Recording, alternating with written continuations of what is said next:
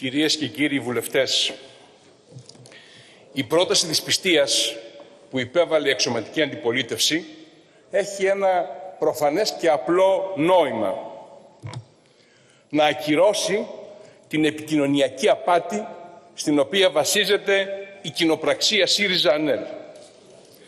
Οι ΑΝΕΛ διαφωνούν με τη συμφωνία για το όνομα, αλλά στηρίζουν με πάθος την κυβέρνηση και προσωπικά τον Πρωθυπουργό που την διαπραγματεύτηκε, την συνομολόγησε και θα την υπογράψει, δεσμεύοντας την χώρα άμεσα και προκαταβολικά, πολύ πριν η συμφωνία έρθει στη Βουλή για κύρωση. Γιατί η συμφωνία θα έρθει στη Βουλή για κύρωση μήνες αργότερα, αν έρθει, εκ των υστέρων, σε άλλα συμφραζόμενα, χωρίς τότε να είναι εφικτή οποιαδήποτε βελτιωτική παρέμβαση. Το υπερπατριωτικό αυτό τέχνασμα που απευθύνεται στο ευρύτερο ακροατήριο της συντηρητικής παράταξης προφανώς και ακυρώνεται με τη θετική ψήφα των ΑΝΕΛ στην κυβέρνηση, δηλαδή στον Πρωθυπουργό που δια της θετικής αυτής ψήφου θα υπογράψει την συμφωνία. Το νόημα που εγώ θέλω να δώσω στην πρόταση δυσπιστίας, την οποία βεβαίως και υπερψηφίζουμε ως κόμμα, αλλά την υπερψηφίζω και εγώ με ιδιαίτερη έμφαση, είναι ευρύτερο. Είναι η απάντηση σε αυτό που συμβαίνει στην χώρα τα τελευταία 3 χρόνια. Είναι η απάντηση στον κομπασμό, στον τυχοδιοκτισμό, στην ακύρωση της έννοιας των λέξεων, στην ακύρωση κάθε πολιτικής αρχής και αξίας μέσα από ένα αριστερό αμάλγαμα, αριστεροδεξιό αμάλγαμα. Είναι η απάντηση στην συστηματική απαξίωση και αλλίωση των θεσμών της δημοκρατίας και του κράτους δικαίου. Είναι η απάντηση στην χειραγώγηση της δικαιοσύνης. Η πρόταση δυσπιστίας, όπως εγώ την αντιλαμβάνομαι και την ψηφίζω, είναι απάντηση στο ασύλληπτο πολιτικό θράσος του κυρίου Τσίπρα, που εμφανίζεται ταυτοχρόνως με καταπληκτική άνεση ως ομογάλακτος μεγάλος αδελφός του κυρίου Καμένου, ως προστάτης της μνήμης και του Κωνσταντίνου Καραμαλή και του Ανδρέα Παπανδρέου, ως τιμητής και ρυθμιστής ταυτόχρονα των εσωτερικών καταστάσεων, συσχετισμών και σχέσεων και στη Νέα Δημοκρατία και στο κίνημα αλλαγής. Η δική μου ψήφος στην πρόταση δυσπιστίας συνιστά απάντηση στην απόπειρα διαμόρφωσης μιας εικονικής πραγματικότητας, σύμφωνα με την οποία ο Πρωθυπουργός πανηγυρίζει ότι βγάζει δήθεν την χώρα από τα μνημόνια, ενώ την οδήγησε ταπεινωμένη στο όριο της ασύντακτης χρεοκοπίας και στο τρίτο μνημόνιο, δηλαδή σε μια δευτερογενή οικονομική κρίση που κρατάει 3 χρόνια, που έχει βλάψει σε βάθος τη χώρα, οι επιπτώσεις της οποίας θα κρατήσουν δυστυχώς επί δεκαετίες, χωρίς να μπορούμε να γυρίσουμε τώρα με την υποτιθέμενη λήξη του μνημονίου εκεί που ήταν η χώρα το Δεκέμβριο του 2014, στην δυναμική που είχε αποκτήσει. Και δεν θα αναφερθώ σε αυτά που ψηφίστηκαν χθες, στα νέα δημοσιονομικά μέτρα, τις βαριές δεσμεύσεις, όχι μόνο μέχρι το 2022, αλλά μέχρι το 2060. Και βεβαίως το νόημα που εγώ δίνω στην πρόταση δυσπιστίας αφορά τη σύγκρουση 2 αντιλήψεων ως προς την άσκηση της εξωτερικής πολιτικής. Η μία αντίληψη είναι εξωτερική πολιτική στο όνομα του εθνικού συμφέροντος, αναζητώντας ενιαία και σταθερή εθνική γραμμή και ευρύτερες συνενέσεις. Η άλλη αντίληψη είναι στο όνομα δήθεν συνενέσεων, τις οποίες τις αποκρούουν αντί να τις επιζητούν πραγματικά, ο διχαστικός τακτικισμός, η χρήση της εξωτερικής πολιτικής ως μοχλού εσωτερικής πολιτικής, ως μεθόδου προετοιμασίας συγκρουσιακού κλίματος καθοδόν προς τις εκλογές. Γιατί όλα αυτά σε σχέση με την καθυστερημένη κύρωση συνδέονται με το κλίμα που θέλει να δημιουργήσει η κυβέρνηση εν ώψη των εκλογών και καθοδόν προς τις εκλογές, κλίμα που δεν μπορεί να στηριχθεί στην οικονομία, αλλά θα στηριχθεί στον εκβιασμό των θεσμών, στην αλλίωση της διαδικασίας αναθεώρησης του συντάγματος και στην παραφθορά της εξωτερικής πολιτικής. Κυρίες και κύριοι βουλευτές, έχω μια σταθερή θέση την οποία έχω κατ' επανάληψη διατυπώσει. Είναι η ενιαία εθνική θέση από τον Απρίλιο του 1993. Ναι, χρειάζεται συμβιβαστική λύση με τη γειτονική χώρα. Ναι, η λύση είναι ένα σύνθετο όνομα με γεωγραφικό προσδιορισμό. Ναι, πρέπει το όνομα αυτό να χρησιμοποιείται erga omnes και εσωτερικά και διεθνώς. Ναι, αυτό πρέπει να θεμελιωθεί σε μια διεθνή συμφωνία, επί τη βάση και δυνάμει της οποίας πρέπει να αναθεωρηθεί το σύνταγμα της γειτονικής χώρας, όπως έγινε με την ενδιάμεση συμφωνία του 1995, επί τη βάση της οποίας αναθεωρήθηκε σε αρκετά σημεία το σύνταγμα της γειτονικής χώρας.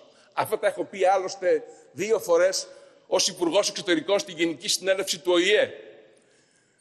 Αλλά δεν ήμουνα, λέω παρεμπιπτόντως, απλώς Υπουργός Εξωτερικών και Αντιπρόεδρος της κυβέρνησης, ήμουν και κυβερνητικός εταίρος. Ήξερα πάρα πολύ καλά ποια είναι η ενιαία και διαχρονική θέση της χώρας και δεν χρειαζόμουν έγκριση του κυρίου Σαμαρά ως Πρωθυπουργού προκειμένου να διατυπώσω την δική μου θέση ως κυβερνητικού εταίρου, Υπουργού Εξωτερικών και εκπροσώπου της χώρας από το βήμα της Γενικής Συνέλευσης του Οργανισμού Ηνωμένων Εθνών. Όμως, λέγαμε πάντα ότι αναπόσπαστο στοιχείο μιας λύσης λειτουργικής, βιώσιμης και ασφαλούς για την περιφερειακή ασφάλεια και σταθερότητα είναι η ακύρωση κάθε αλυτρωτισμού με την έννοια της ιδεολογικής χρήσης της ιστορίας. Το πρόβλημα με τη συγκεκριμένη συμφωνία εστιάζεται κυρίως σε 3 σημεία.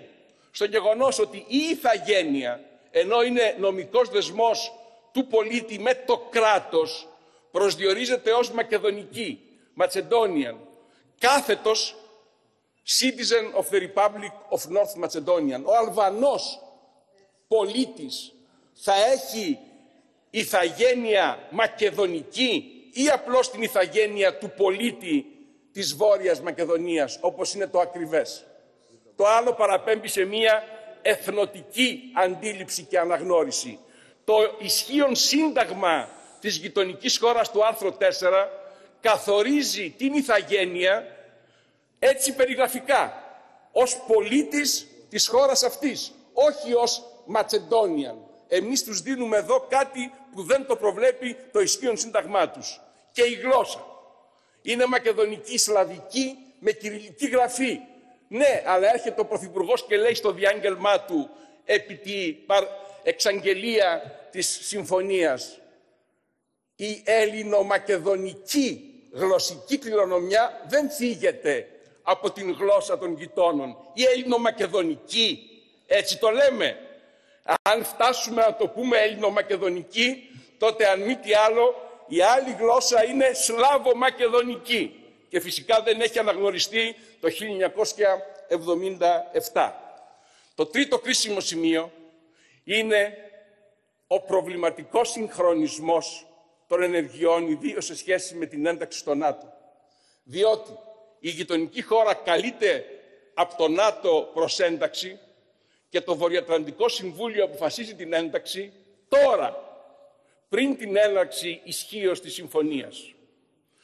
Το πρωτόκολλο ένταξης συνάπτεται και αρχίζει να κυρώνεται από τα 29 κράτη-μέλη του ΝΑΤΟ. Και η Ελλάδα περιμένει τελευταία να ολοκληρωθούν οι διαδικασίες. Αλλά όταν θα έρθει η Ελλάδα να κυρώσει την σύμβαση αυτή και μαζί και το πρωτόκολλο ένταξης στο ΝΑΤΟ, θα είναι αργά. Αυτό είναι το θέμα.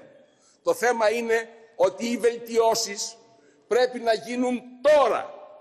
Μετά την υπογραφή δεν υπάρχει δυστυχώς περιθώριο βελτιώσεων. Διότι όταν μετά από μήνες στην παρούσα Βουλή ή ίσως σε άλλη Βουλή με άλλο συσχετισμό έρθει η συμφωνία αυτή για κύρωση, εάν οι γείτονες έχουν κάνει όλα όσα πρέπει να κάνουν, το δημοψήφισμα με θετική έκβαση, την αναθεώρηση του συντάγματος, τον σεβασμό των ευαισθησιών, δεν θα υπάρχει περιθώριο η Βουλή των Ελλήνων να ζητήσει τότε βελτιώσεις επί του κειμένου της συμφωνίας, η οποία σε πάρα πολλά σημεία ενεργεί πριν από την τυπική θέση σε ισχύ. Γι' αυτό είπα, διαβάστε με τους συμβούλους σας πολύ προσεκτικά το τι λέει η Σύμβαση της Βιέννης για το δίκαιο των συνθήκων. Άρα, είναι άλλο η ακρίβεια και η δικαιοσύνη και η ειλικρίνεια στην αντιμετώπιση θεμάτων εξωτερικής πολιτικής και εθνικής ευαισθησίας. Αυτό που κάνουμε εμείς. Αυτό που το έχουμε πληρώσει πανάκριβα αναλαμβάνοντας κόστος. Και άλλο, το να παίρνεις ένα momentum πολιτικό που είναι πράγματι θετικό για την επίλυση του προβλήματος και να το χρησιμοποιείς με το βλέμμα στραμμένο στο εσωτερικό για να δημιουργήσεις προβλήματα στην αντιπολίτευση, για να δημιουργήσεις συγκρούσεις και μέτωπα πλαστά και όχι για να οικοδομήσεις πραγματική εθνική συνένεση.